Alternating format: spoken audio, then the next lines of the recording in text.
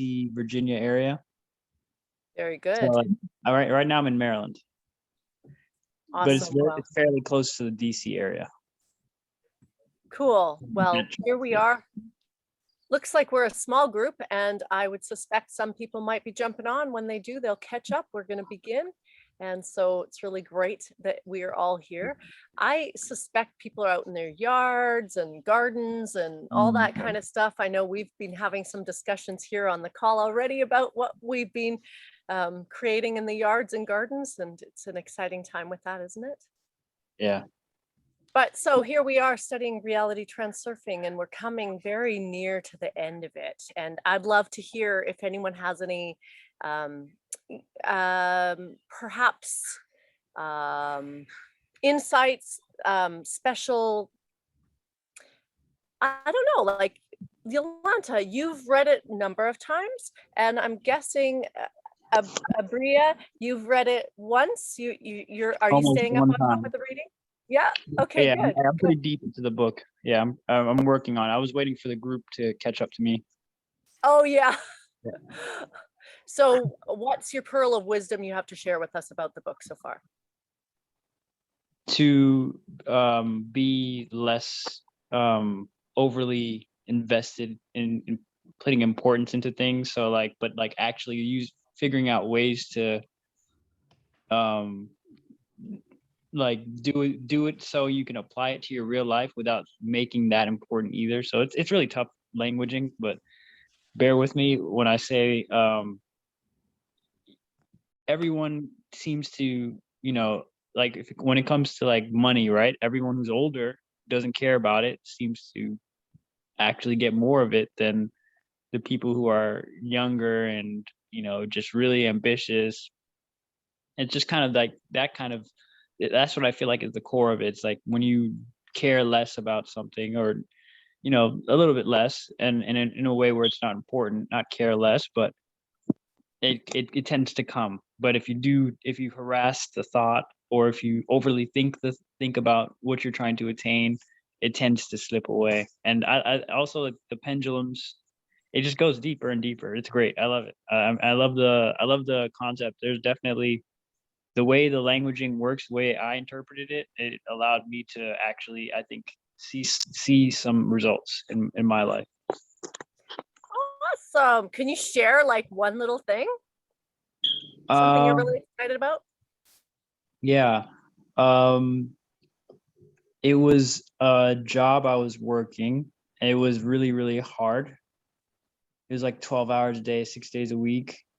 And I found a situation where now I can control my hours, and I can essentially make what I need, as opposed to it being a way better job. It's not that much better, but the hours and the way everything is set up has a flow to it. And yeah, that's definitely an example. So it's definitely a great help because it talks about being rational as well. It's not that's what I love most about it. It's a very rational way to apply steps so that you can get to the next better thing, but not all the way to the highest level.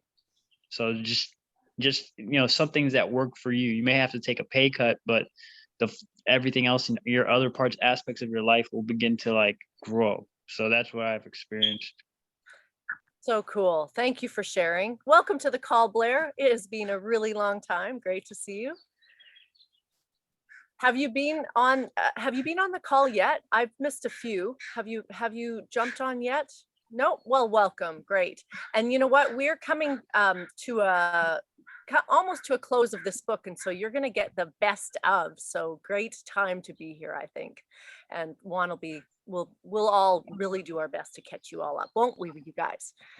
Oh yeah. So anyone else have, before we get into the study of this, anyone else have any insights or surprises that they've come to? And if not, that's okay. Perfect. So I think that we are going to turn it on over to Juan. Yay! Thank you.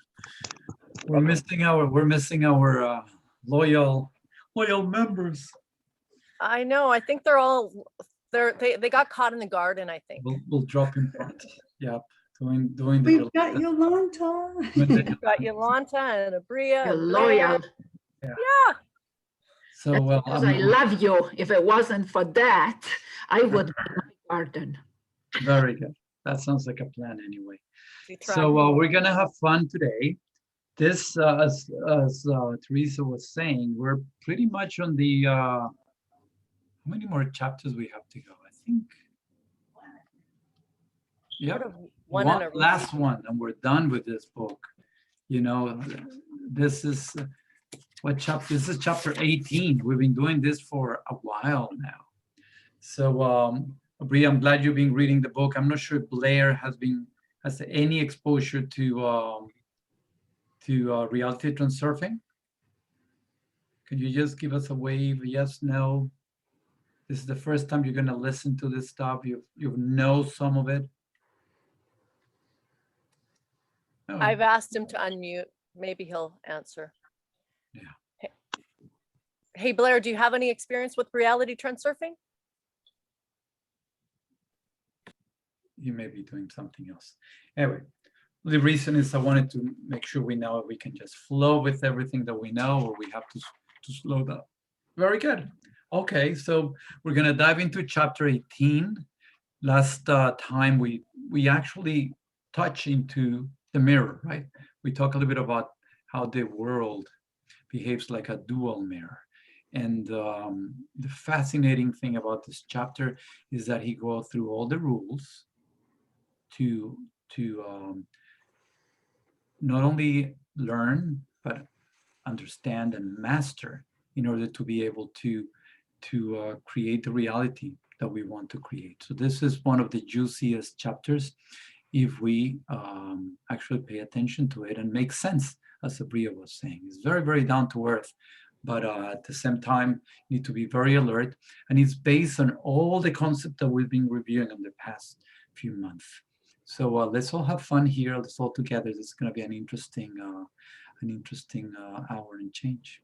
So I know that first person that volunteered to review the first part, which is the dual mirror details, is our own Cindy.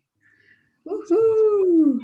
So, Cindy, All righty then, tell us about the dual mirror. Let's get this party started.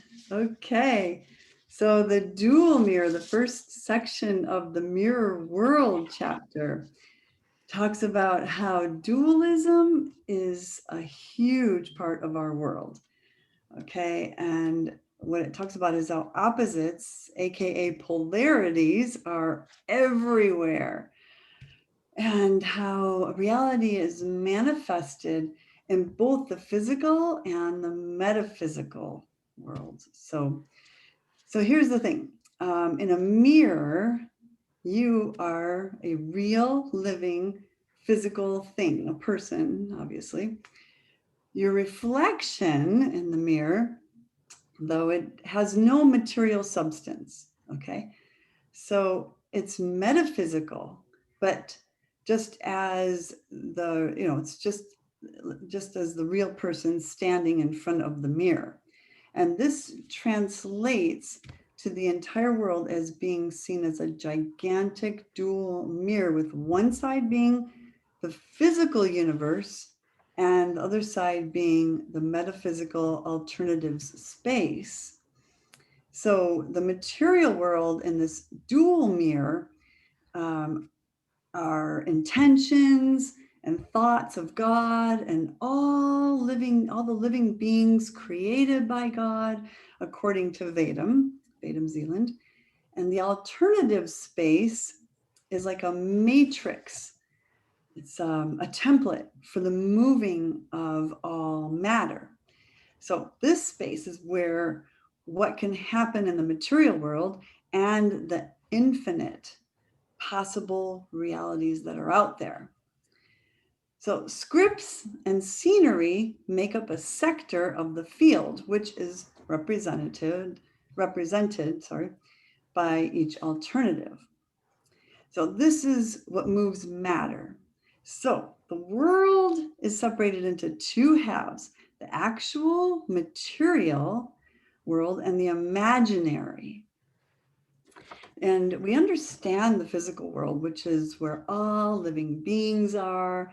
And but without the metaphysical side, we are only able to move within the limits of inner intention. Now, you know about inner intention. That's where we strive to achieve our goals by pushing our way forward, doing whatever it takes to get to where we want to be and go. But it's really only an illusion that this is the only way to achieve results, right? So this is like a narrow view because everything depends upon finances in Vedam's viewpoint, which limits opportunities. So we need to look into the alternatives space to find opportunities that allow us to achieve our goals outside of the realms of inner intention. This is the place where everything is available to us.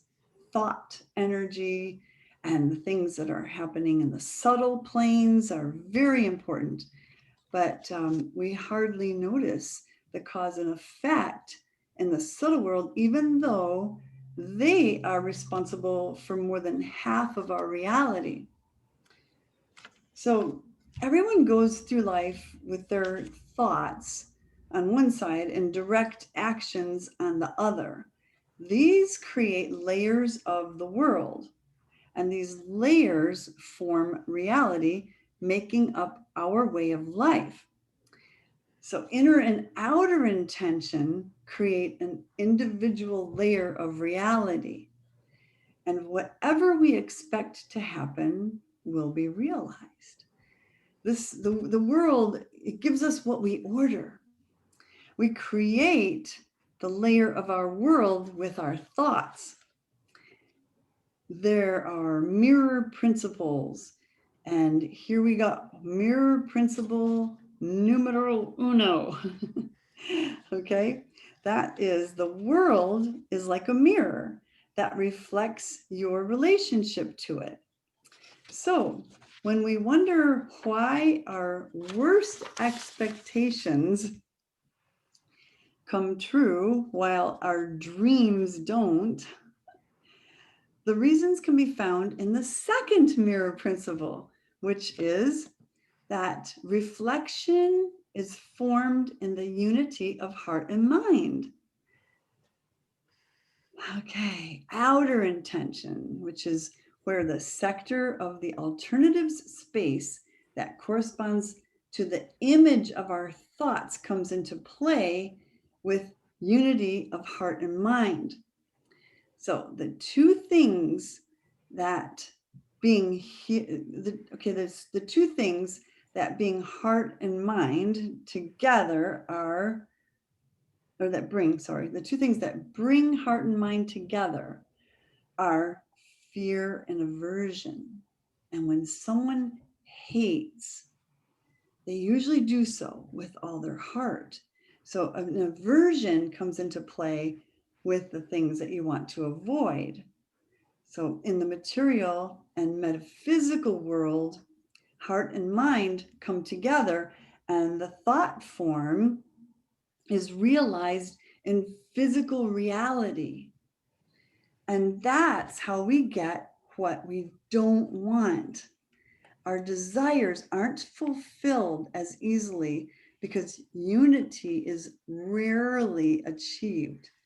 The heart resists the mind because of the pendulum's influence, right? And then it works to help, and then it works that we are always helping other people achieve their goals. So then the third mirror principle is that there's a delay in the reaction of the dual mirror. And because of this, you must run the slide in your mind systematically for a significant period of time. You need to put in the effort for this to work. It takes effort and time, but it can be simple. And gradually, if you have patience and you keep working at it, gradually heart and mind will come into unity. And your dream will then be transformed into reality. Yay! So there we have it. Very good. Thank Any you. thoughts, any reactions, any questions? And Slides are basically what you visualize when you're thinking about what you want, right? Essentially. yes, yes. The slide is, remember, it's not just a visualization, but it's a 4D experience of what you have the intention. Remember, this is all the language that we've been reviewing lately. It's not just wishes and desires, it's what you have the intention to have. Okay, but then to touch a little bit upon that one, the slides are always like a 4D experience of whatever it is. You know, so if it is, let's say, a home, then your slide is not just seeing the home in front of you, you know, or in a vision board, as they normally tell us to do, right? What's your vision board? You see all that stuff there. No, in sliding, the work of reality transurfing is more the immersing yourself in it and seeing walking into, you know, through the rooms, you know, feeling the heat, you know, imagine yourself cooking in your kitchen the way you wanted it, and the rooms and the beds and everything. It needs to be an experience of it as if it's already achieved. That's what a slide, just to give you a reminder, or if you don't know, a taste of what this language is. Because there's a lot of words that you've heard right now that you're gonna keep hearing if you've never heard this before. They're a little challenging to understand, but that's what it is. So that's great. Any other comments, any other questions about this first section of the chapter? This is really, really interesting because it's the first 3 out of, I think, 8 rules of the mirror. Okay, rule number 1, the mirror reflects the, what is that? Reflects our relationship with it, right? Yep. And what is important about this, and it's something we're going to dive into it deeper as we move along, is what? Is that most of the time, most people react to what they have. Remember, the relationship with what they have is the reaction to what they have is what eventually determines what else are they going to get. So most people are usually focused on, darn it, this went bad. Darn it, this happened. Darn it, this, you know, they always look at something that happened. That's the reaction. And if we're not aware of how we're reacting to things, then we start getting that negative reaction to what we have in front of us. So it's kind of like it feeds on its own. And that's why the first principle is be mindful of how you're interacting with your reality. You know, that's the first take-home message. How am I reacting to the stuff that I have in my life? How was my day today? Oh, it was tough. It was challenging. Things were difficult. There's so many people to see, not enough money, all these problems. And guess what? That's going to bring me potentially tomorrow, the day after, or so on. So that's why principle number 1, the world's like a mirror that reflects your relationship to it. So the response to it. Principle number 2, with something that Cindy talked about it, is the outer intention, which is a crucial aspect of reality transurfing. Understanding that when our mind and our heart are fully aligned, that is the key element for manifestation. And unfortunately, most of the time, we're not fully aligned, either because we have things in our head that tell us, no, I can't.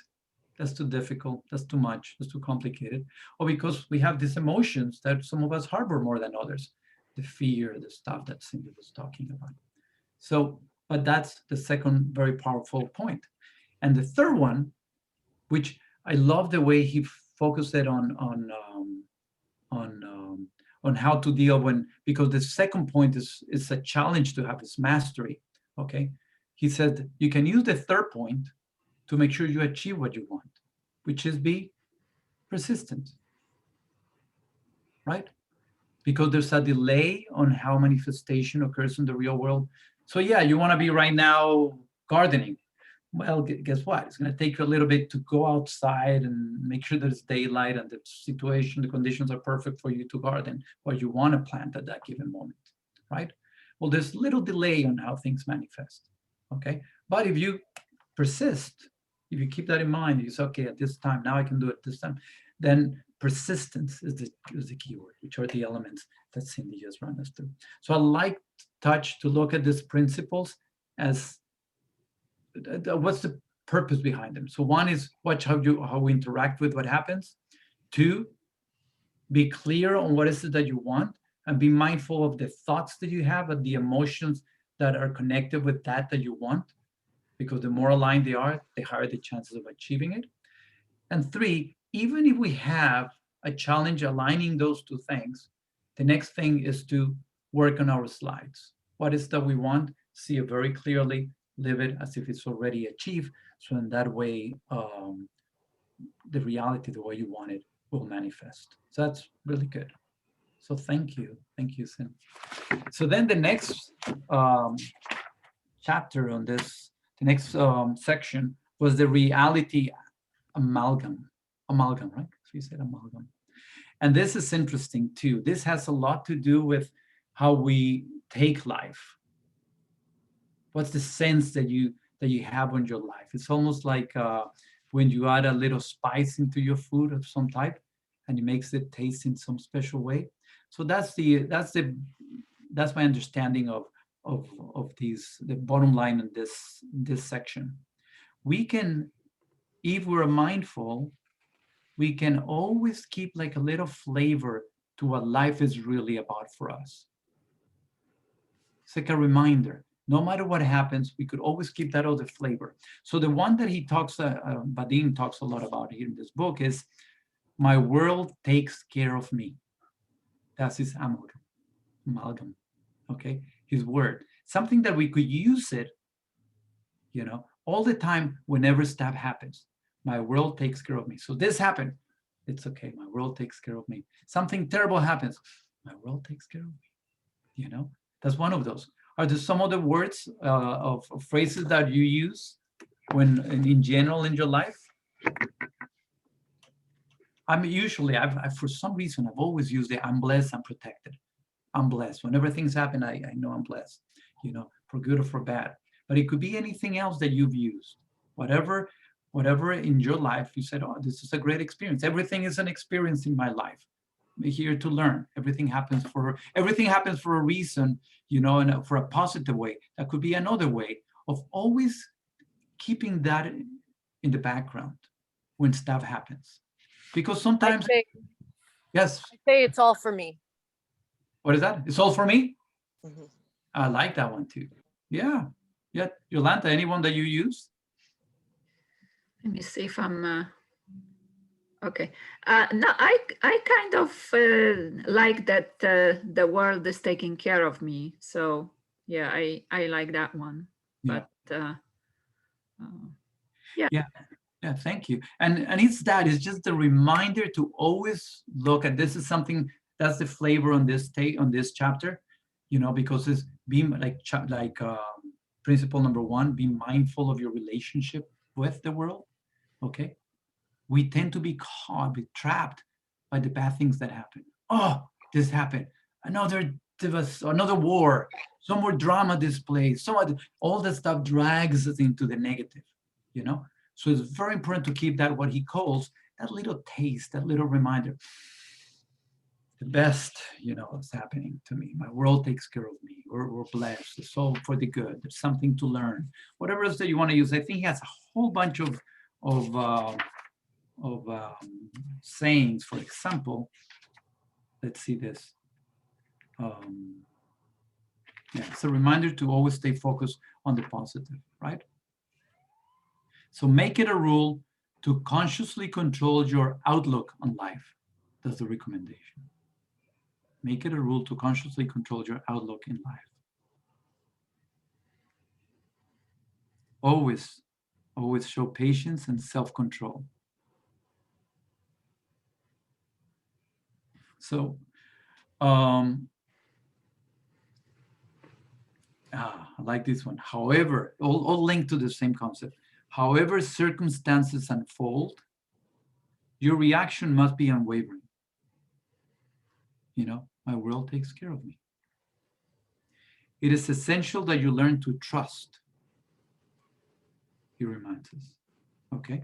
Because when we're in trouble, you know, when it appears that we're in trouble, we need to remember, okay, that it's the result of our reflections, the result of what we've been doing before, right? Because as Cindy was saying, this is a reality about what's coming, what we're generating is what we're reflecting, what we're putting back into that mirror, okay? So depending on what concerns you most, you can choose your own special amalgam. For example, these are some options. My world chooses the best for me. When I go with the alternative flow, the world meets me halfway. I create the layer of my world with intention. I mean, what is it that I have the intention to have? Okay. And with that, you know, I create the layer of my world. My world protects me. My world eliminates my problems. My world, and remember, this is the same because we have control over our own layer. I think that's another very important concept, and Cindy touched upon it as well. We can control our own layer. We cannot control anybody else's. But imagine this. Imagine if everybody was just taking care of their own world. If we all were responsible for what we do and what we say and how we react. Okay? My world takes care of things so that my life is easy and comfortable. That's another amalgam. I place an order and my world fulfills it. How is that? That's very, very powerful. I might not know how to take care of myself for the best, but my world does now. That's an interesting one. Everything that happens contributes towards the realization of my intention, and everything happens as it should. Okay, so you can use some of these ideas from the book or create your own one. Anything that reminds you of that, of the fact that the world is there to take care of you, so you choose to believe.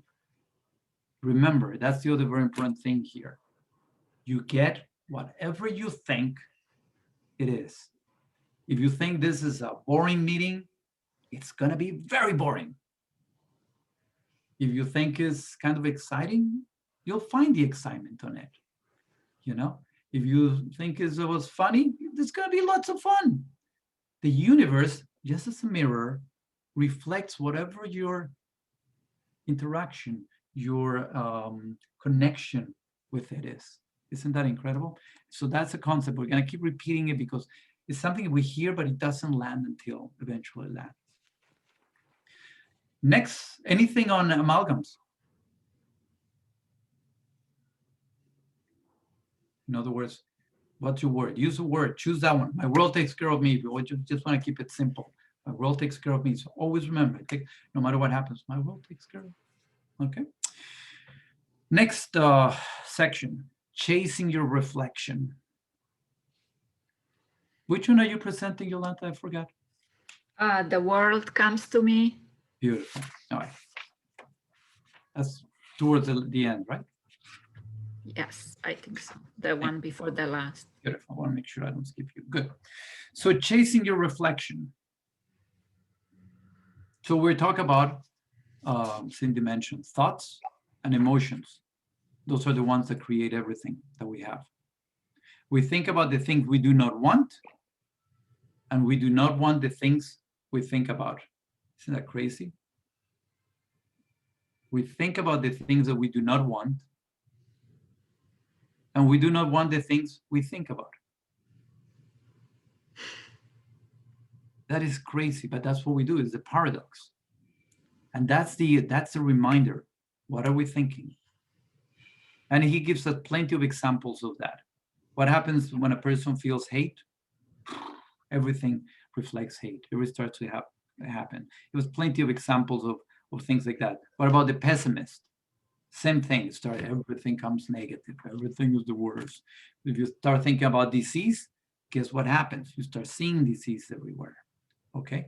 When you don't like yourself, then you start seeing every imperfection that you have, and everything gets worse, and everything hurts even more, or you feel even worse about yourself. Okay? So if I like myself, I will have all the more reason to like myself more. I like this one instead. If I like myself, I will have all the more reasons to like myself even more. When you don't believe on something like that, then you have inferiority complexes about any type or anything in your bodies. This is too big, this is too small, it's not strong enough, it's not smart enough, it's not, pretty enough. Whatever it is, then all you start seeing everywhere is confirmations of what you believe. So that's why, this section here, chasing your reflection. So don't, and this is again a reminder, when you start seeing all these negative things, some people say, yeah, but you don't see, this is terrible. Everybody's after everybody. They just want to bang everybody and steal and take money away. And well, yes, that's what you're thinking. That's what you're saying. That's what you're putting outside. So that's what you're getting back. That's what you're seeing everywhere else. So the reminder here is not to focus so much on what's going on outside, but being aware what's your tendency to go and control it. Control your thoughts and emotions to what's happening. Because the moment you can control that, then guess what happens? You stop the feedback, you stop the stimuli into that, and you start changing the outcome, or you're gonna start reflecting. Okay? So bottom line, whatever you're seeing is whatever I'm seeing, let me put it like this, whatever I'm seeing outside, good or bad, is what is inside me. And we're just using the model, that explanation of a mirror. All right? So it's an interesting way to look at it and explain it. In reality, the mirror is simply reflecting our thought content, nothing more. That's a quote. So it's quite interesting how this works. Fourth mirror principle. The mirror cites the content of the relationship, but ignores its orientation. This is another interesting thing. It has to do, is really the energy that you're putting. It's all about the energy that you're putting. Remember pendulums? Riha mentioned about pendulums. Pendulums, all they want is your energy. They don't care if you're pro or against. As long as they have you focusing and putting all your attention on whatever they want, they're happy. So in politics, if you think about politics as a pendulum, it really doesn't matter if you're pro or against this or that. There you are, speaking and wasting all your time talking and thinking about these things. Because what the pendulum wants is your energy. Does it make sense? So in this part, it's the same thing. What is the type of energy that you're putting in there? It doesn't matter what it is. As long as you're putting all this energy, that's what you're getting back. Okay? Even if you think you're very, very good. I'm so very, very good. I'm so good. That's what you start getting. Really good? Is it really good? Or what's the underlying message that you're throwing there? Okay.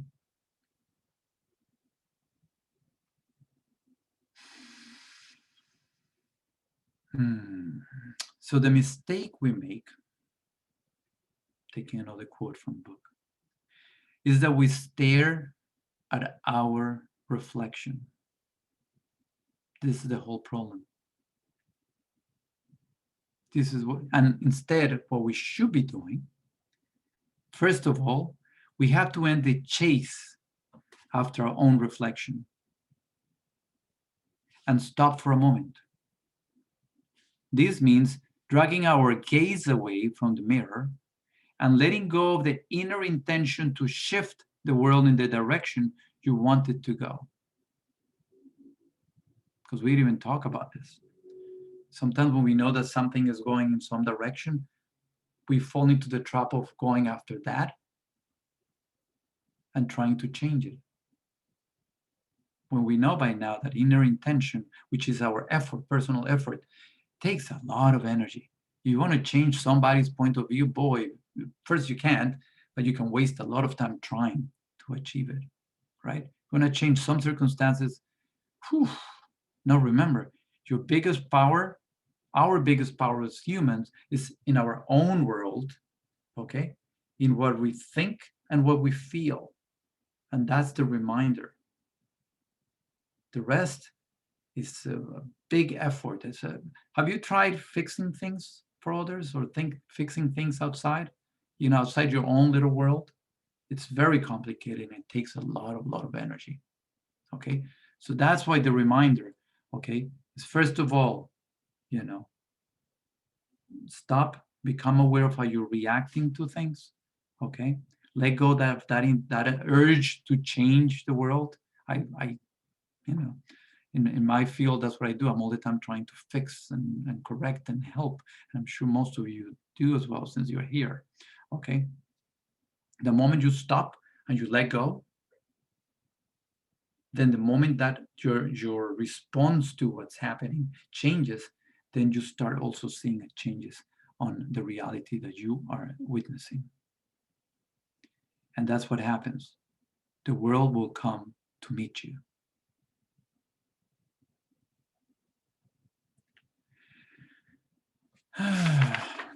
The world comes to you, Yolanta? Okay, you go for it. Give me a break. Well, wake us all up.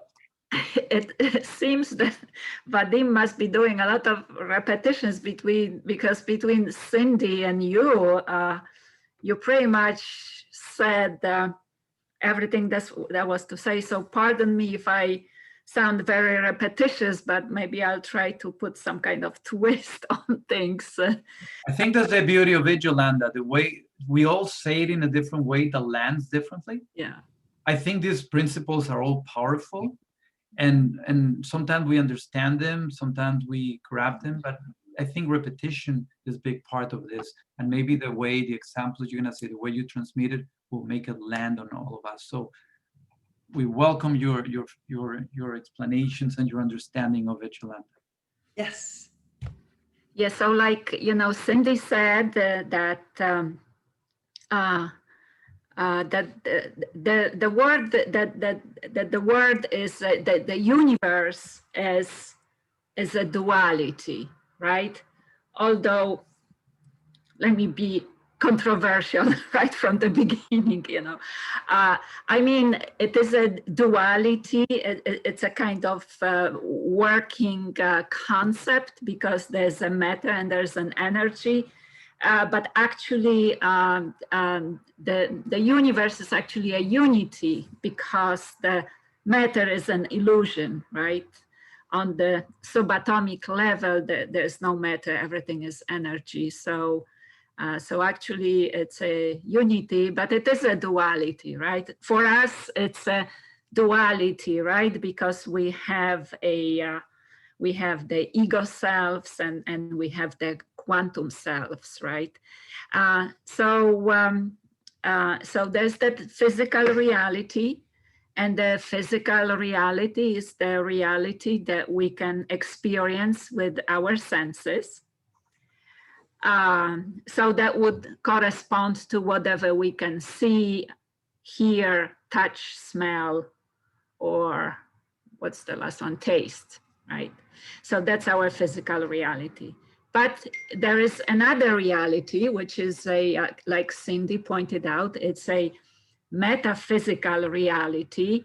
And like our own reflection in the mirror, although actually we could see it. So, okay, so that's not gonna be a good example.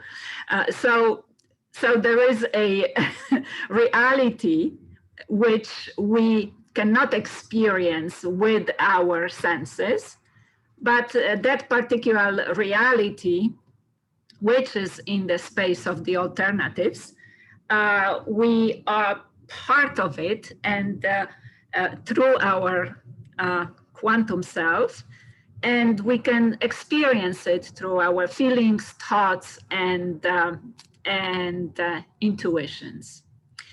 So the relation between the physical reality and metaphysical reality is an image and a reflection, right? So Vadim says it's a mirror, except what we are used to thinking is that we are the image, and whatever we see in the mirror, it's a reflection, when actually it's just the opposite, that the image is our metaphysical reality or energetical type of the reality, and the physical reality is actually the reflection.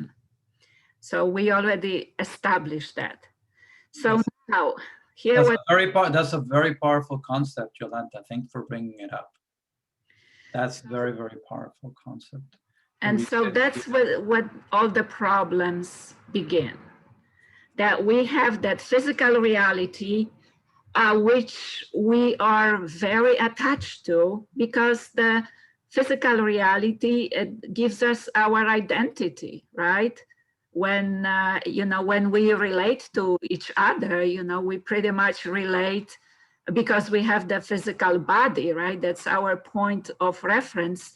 So it's our identity. By default, we spend most of our time in the physical reality. And just observing myself, it wouldn't be too bad to spend the time in our physical reality if the time spent would be actually mindful. But at least in my case, the majority of the time that I spend in the physical reality is totally on autopilot. Since I know when I am in physical reality, when I'm mindful or not, I can tell that most of the time I am running on the subconscious.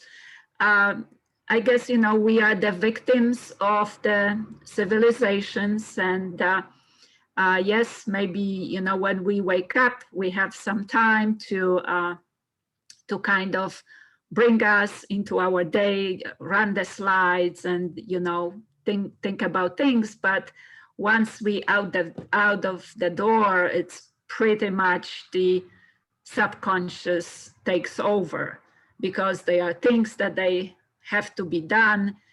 Even if I go and see the patients, I might be mindfully listening to them, but I am at the same time, I can't say that I am really aware of myself and my reality, right? So it's all, everything is done pretty much automatically. So there is a problem with it. And now, a very interesting point that Vadim actually points out. So we look at that reality, and it really doesn't matter how we see that reality. Does whatever the circumstances that happened, do they make us feel good or bad? And it does not matter from transurfing point of view, because whatever happens, it already happened. So we can change it. I mean, it does matter in terms of our health, right? For our physiology, it's very good that when we do it, but as far as any transurfing and what it translates into as our creative power, there's practically none.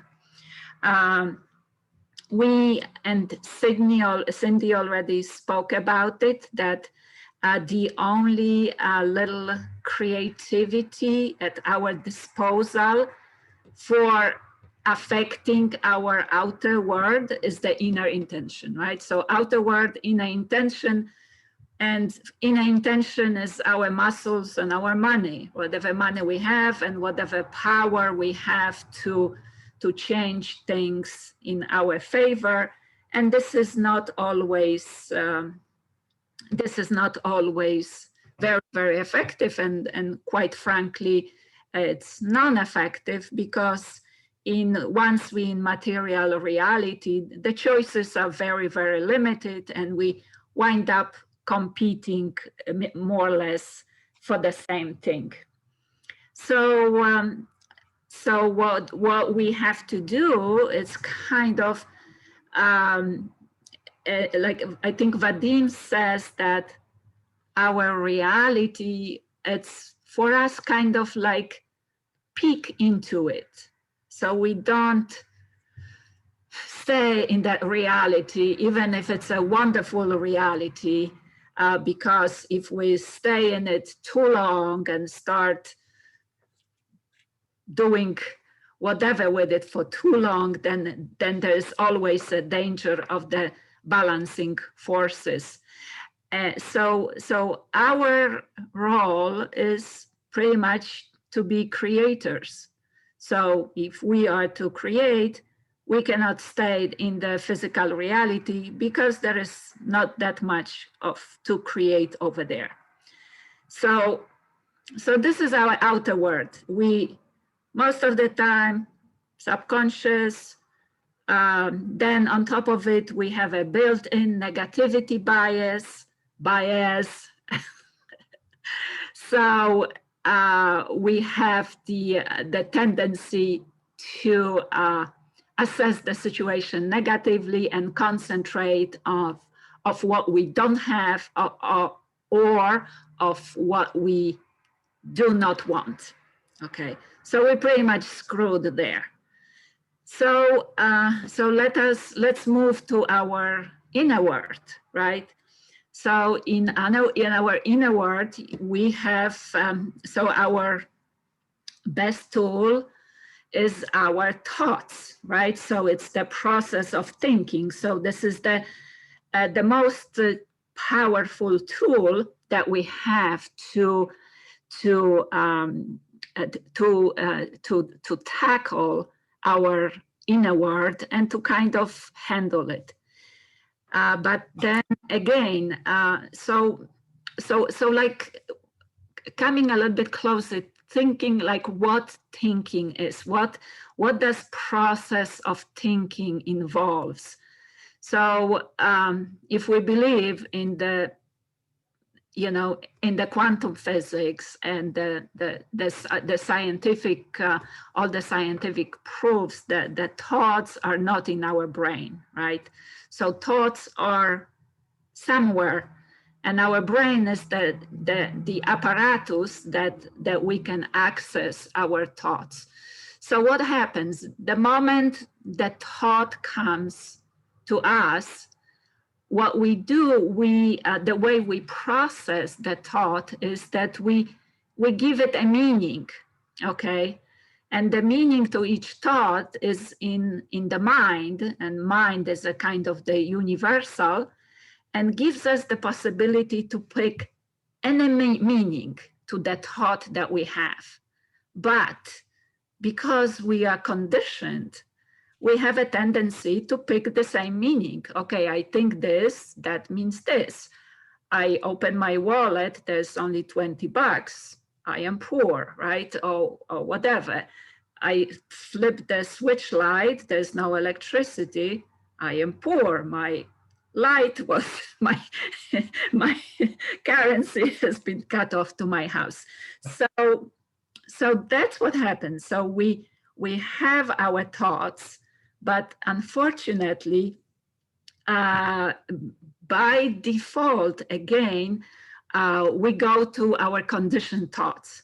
So then again, if we have a conditioned thought, this thought is not going to do anything for us.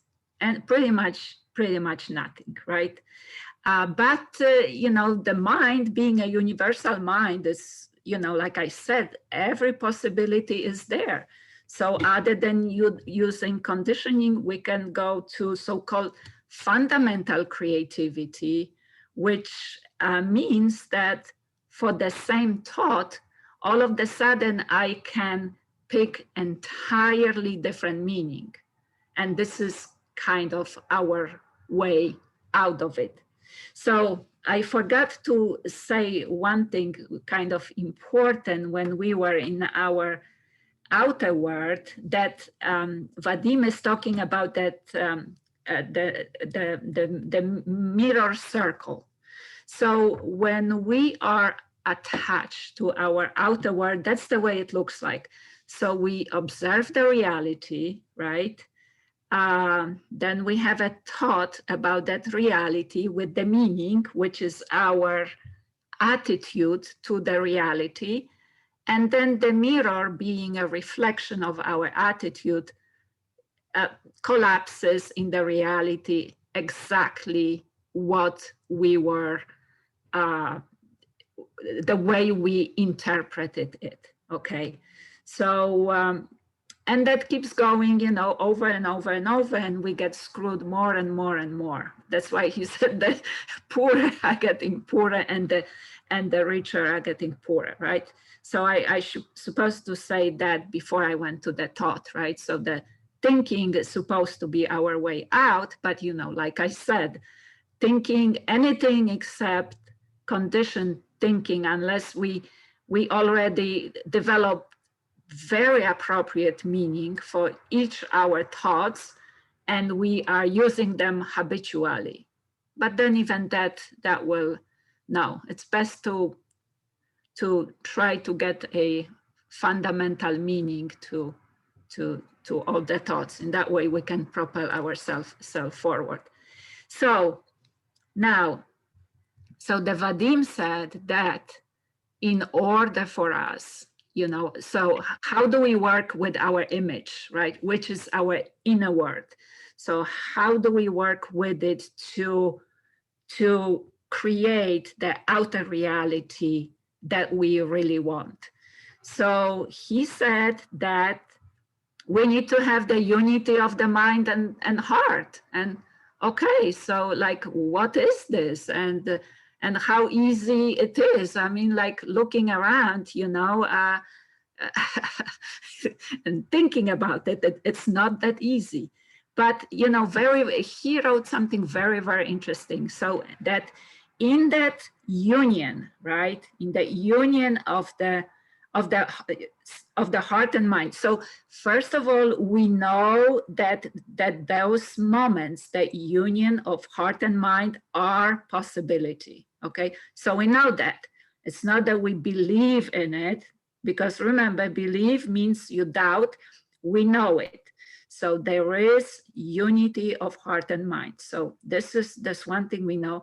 And the second thing, which is very important, he said, because we know, so this is the process that activates the outer intention, right? So our inner world works with the outer intention, where our outer world works with the inner intention.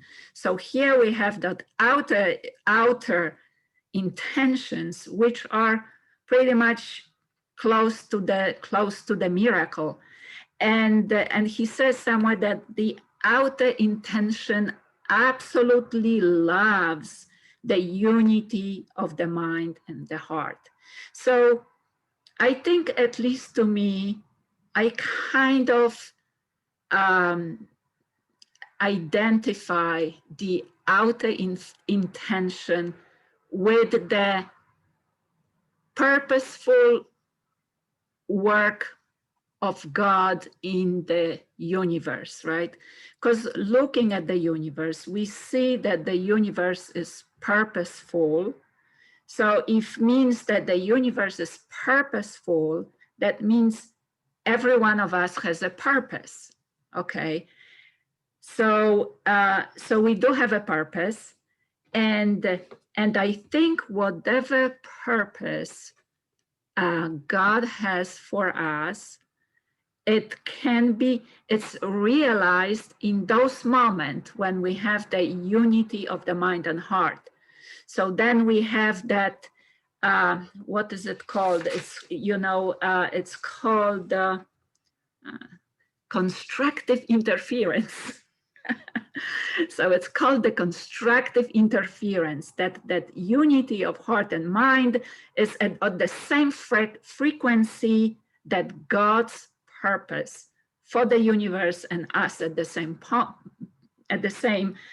point. So, constructive interference, right? When you have the amplitudes of any type of the energy, right?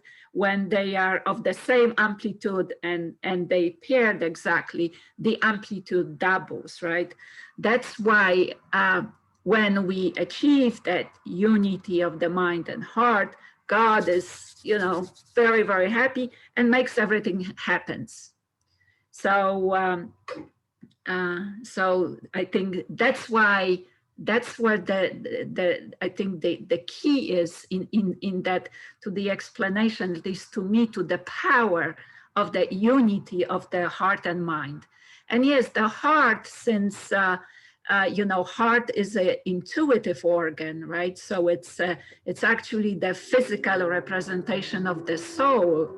It does have that purpose. It knows exactly of that purpose, but our mind is pretty much hijacked by the pendulums, right? So we are imitating other people's goals. So sometimes our goals could be congruent, but most of the time they will not be. So once we have that unity of the heart and mind, so right, things get materialized. But that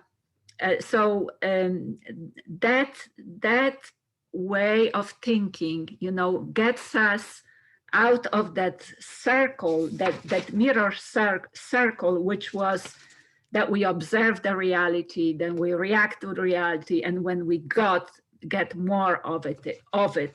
So the proper way is, right? So the proper way of doing things is that, first of all, we express our attitude, okay?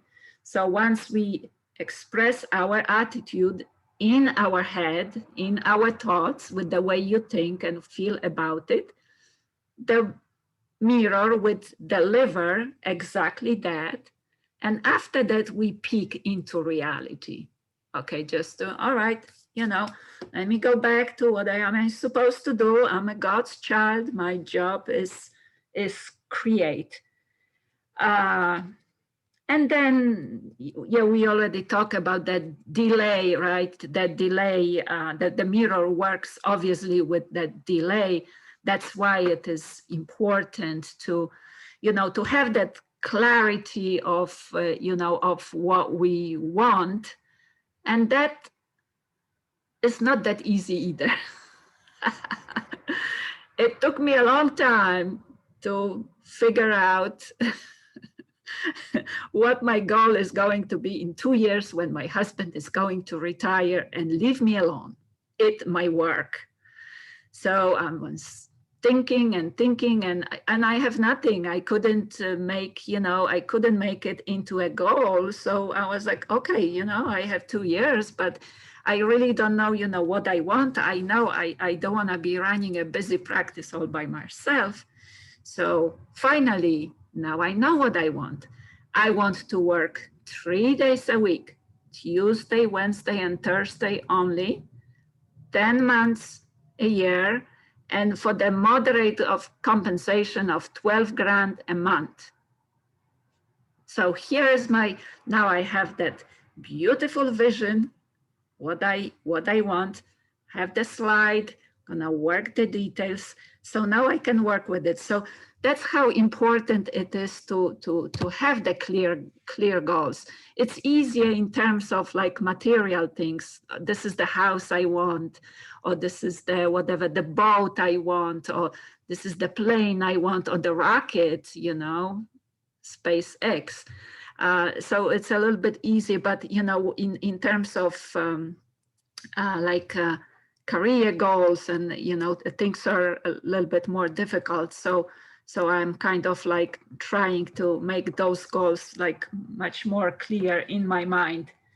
And then, yeah, because of the delay factor, you know, you need to, and because of the times constraints, we need to have those goals so clear that I can, okay, remember 3 days a week, Tuesday to Thursday, 12 grand, no weekends, no, blah, blah, blah.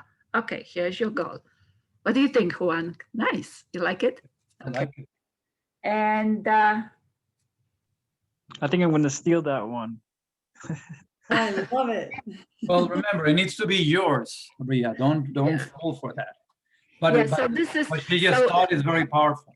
yeah, so just one sentence. So that's what Vadim mean, but the word running to you is that you get out of that circle of observing a reality. You know, you create in your head, right? The mirror delivers, and you peek into the reality and keep going. Thank you. Thank you. Good. I love your energy delivering, and you're down to earth, and also all those components of quantum physics that you've learned. And so it's really, really, I like the way you put all these different concepts together. So thank you, Yolanta. Yeah, and again, is be mindful of your thoughts, be mindful of your emotions, be mindful of your importance, you know, that in interest on controlling. Okay, remember what she just said. It's, you know, what we're seeing, is what we're seeing is just the reflection, right? But it's the power in it is that it's us in a way. So you have to be very, very cautious on that awareness, and it's the awareness. I think that awareness is the biggest point there, because otherwise, you know, the pendulum traps us, and then we want to follow up what others are doing, and it gets really, really crazy. So really, really interesting. Thank you. That was fun. So a reminder in this one, yeah, a reminder on this one is you have to change the negative attitude to a positive one. Those are the little lessons throughout this. Okay, continuously. In the previous chapters, we reviewed that principle of coordination, right? Always look for the positive. What Yolanda was saying about peaking reality, you peak, you know, but you get out of it, and you just focus on what you're gonna do, what you're gonna focus on, what you want to create, you know. So, or co-create, as it reminds us. So this is cool. Ignore the negative stuff. The peeping into reality has to do with ignore the negative stuff and search for the good, and let everything you perceive pass through this filter. So make it a habit. What is good in here and all this mess? Ha, ha, ha, ha, boom. And take that, right? That's the trick. And it's not easy. I want an amalgam for those of you. Things get better every day.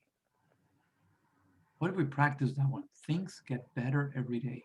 What if we look every day? What is better today? Oh, look at that. Look at that. Even if it's one darn thing amongst so much negative things that we tend to see, right? And as something interesting about theories, when we listen to them, is remember, it's a theory, it's your perception, it's your understanding of it. So be mindful that is your current understanding, because it may change tomorrow by another distinction. When you make another distinction, then suddenly it all changes.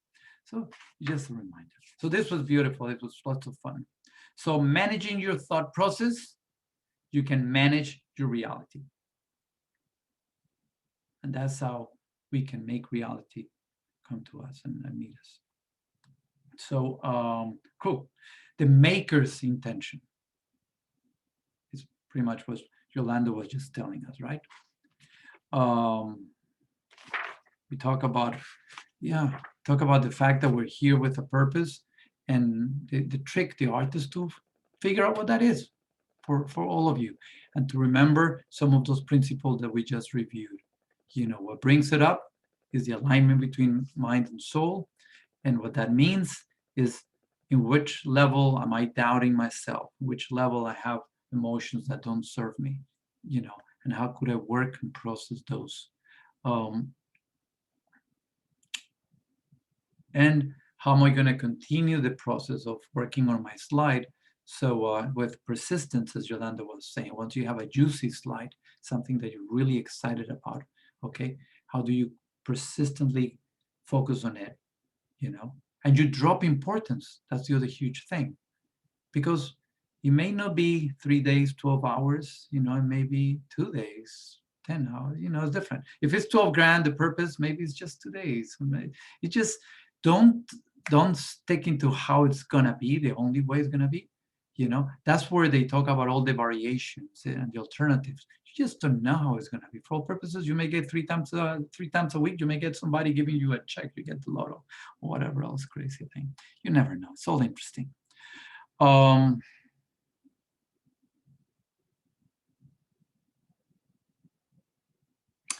I like a concept, talk about concepts, that reality sometimes change happens like clouds. Change is imperceptible. Sometimes you look at the clouds and they don't appear to move that fast. And you keep looking, then you get distracted. And the next time that you look, it's all beautiful, kind of crazy thing that you can imagine as random. That's how reality tends to manifest. We're all the time looking and we're picking and nothing changes. You go to the gym thousands of times and you see the same thing. You know, you're dieting and doing all these crazy things and nothing appears to disappear. You brush your teeth every day and it's still the same thing, you know. But it's that continuous work, right? That's the reminder. Keep the work, you know, and suddenly things change. How fast is directly linked to your alignment between mind and soul. How that's the speed, but that's our challenge at the same time. And that's where you need to continue doing the work, because the process is subtle and imperceptible.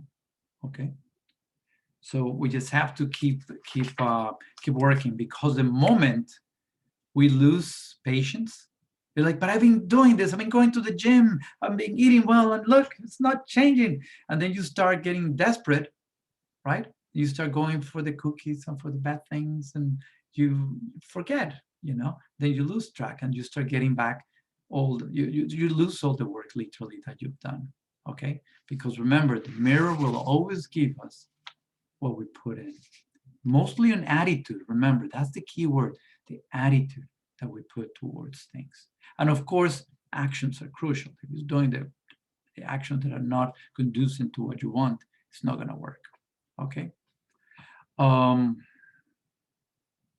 so all these wants, I want this, is loaded with importance.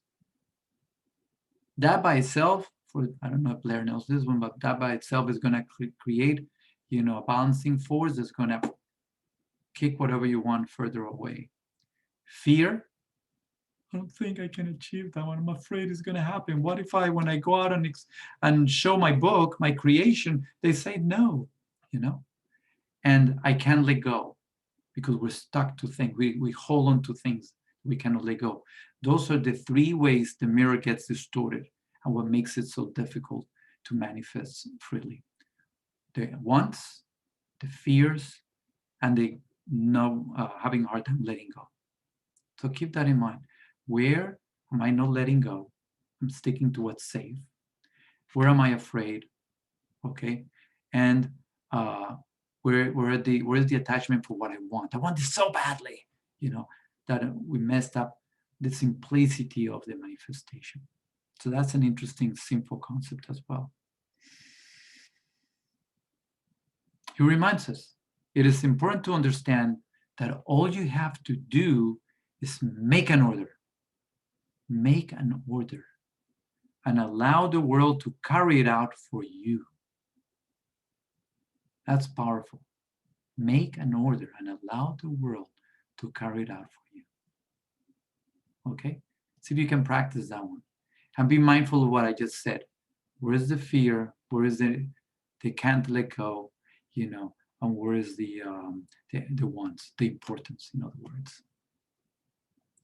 Let the world go allow it to be a comfortable place for you to be right now. You can't allow the world to be so, you know. It is about allowing happiness or anything else that you want coming to your life. Okay. So, I think there's another mirror principle, fifth mirror principle.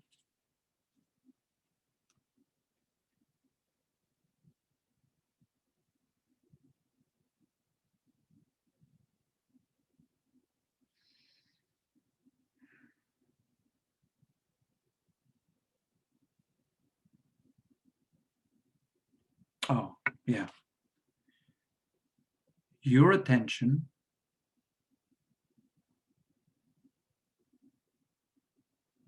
You have a question, Blair?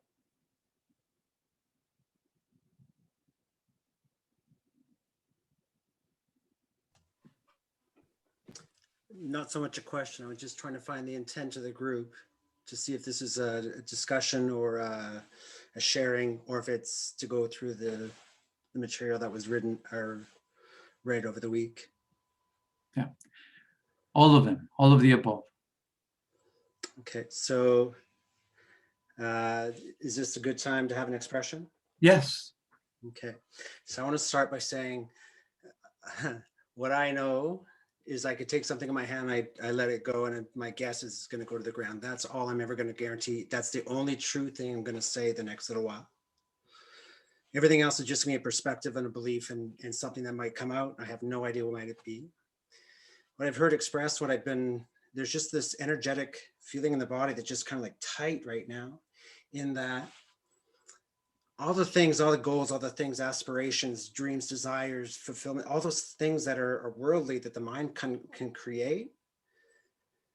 There's just been an experience that there's a hollowness, even when you get to that place, that thing. And this body, this being, this personality, and how this has moved in the world has gotten more received in abundance, things that I never would have thought possible.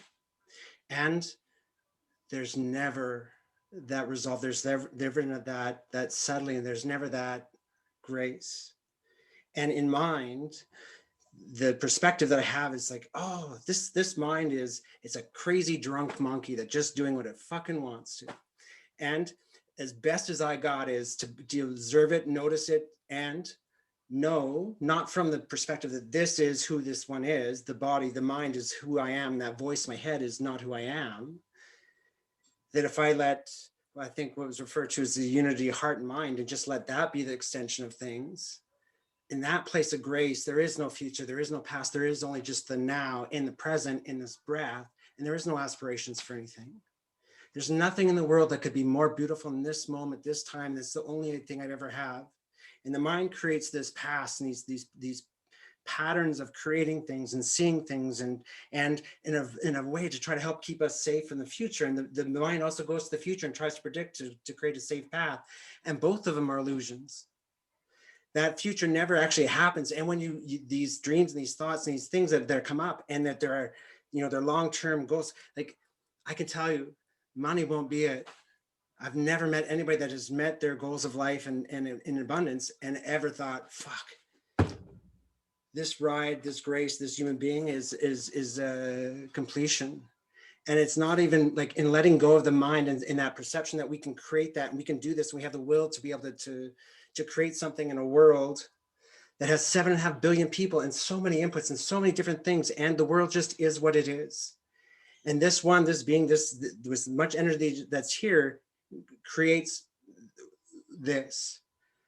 And I'm an extension and a flow and a part of and an extension of everything that's out there in the world. And I am responsible and loving participant in all of it. And this mind will never find that place of grace. The energetic body, the emotional body, the intelligence, the DNA, there are programming and how we've evolved over the years as we have so little control, and we're not the film. We're not the film. We're not the images on the of our stories. We're just the light. And that light resides in that place. And it's never been that I can control this and I can focus this. And what I hear is parts of it is like, oh, in any moment, any time, any place, if that unity of what you call the heart and mind is available in there and wants to come out, well, then everything's options. And the world's still going to do what it does. And it's just the meanings that I would put to like whatever meanings I want to put to events and things. And I could either go unconsciously through past patterns or try to project into the future so that I can have aspirations for something, or I can just see it as it is. This moment, this thing, that, that's all there is. That's all I got. And to think that this mind can I'm challenged. And this mind, the past and this history and the personality, you could not have found somebody more manipulative or more thoughtful or more trying to get this and this and do this in life. Like that has been ridden hard. And I could tell you, I found no grace. Thank you. Beautiful. Beautiful. Thank you. Thank you. Appreciate that. Let that sink for a little bit.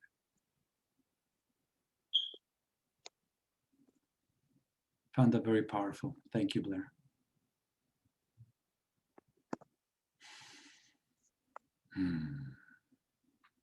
Good. Any other shares, by the way? I think this is a great moment. Ria. Yeah, I was actually thinking about what you said earlier when you said to just focus on something that you wanted. I realized, all the goals that I really wanted to focus on working out and over the past year and kind of like gaining weight or gaining muscle.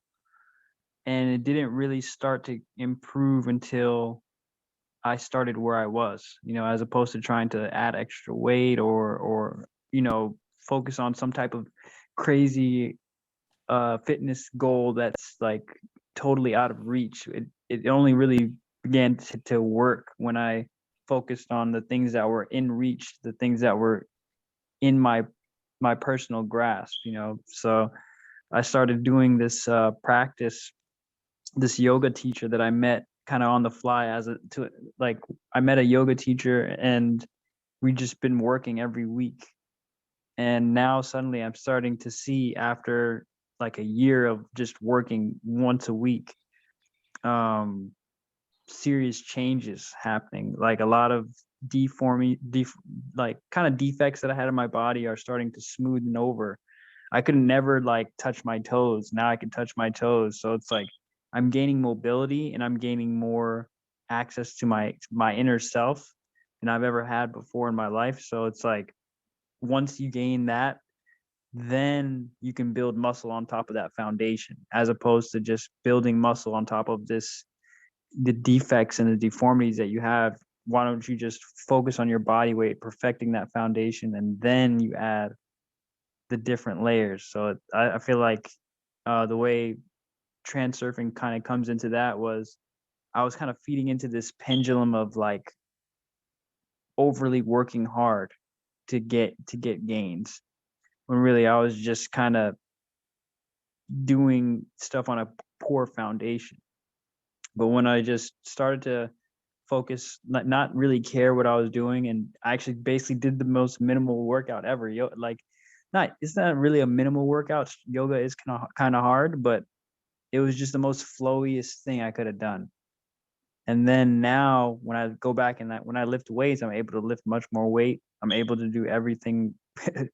I'm able to get a lot more activities done. I can work out and work again. I can work twice and work. Like I have like just limitless energy. It did, and I still generally look the same. That's the thing. I don't care that I look the same. I'm not getting like these like major, clear, obvious to see goals, but my energy feels great. And yeah, I don't know. That's my that's my share. Beautiful. Thank you, Ria. It's so great.